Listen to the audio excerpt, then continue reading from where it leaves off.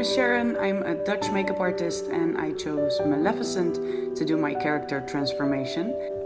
I think when you think of character transformations, if you think about the costumes and all the props that come with it, take for instance if you put in some lenses.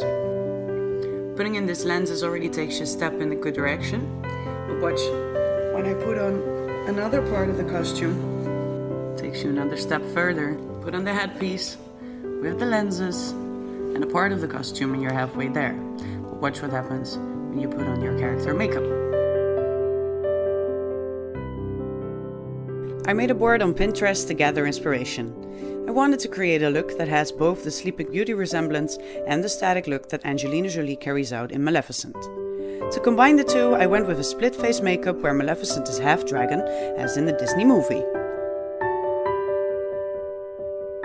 For this look, I used water-activated face paints by Chameleon and Maron Makeup. I also used products from NYX and the Take Me Back to Brazil palette from BH Cosmetics.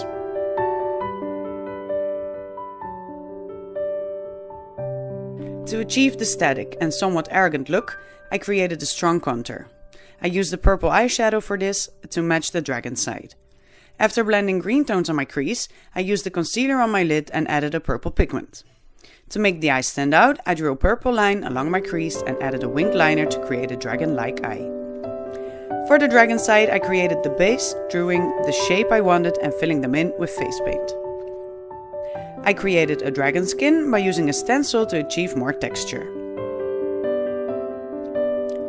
By adding eyeshadow, I created the shading to give the look more dimension. I used eyeliners to create more details and added some highlights. To complete the look, I added black spots on the dragon side and on the other side to match them together. As soon as I read the theme was a character transformation, I knew this was what I wanted to do. I love Maleficent and the feel it gives me when I complete the look. I think I walked with her once upon a dream.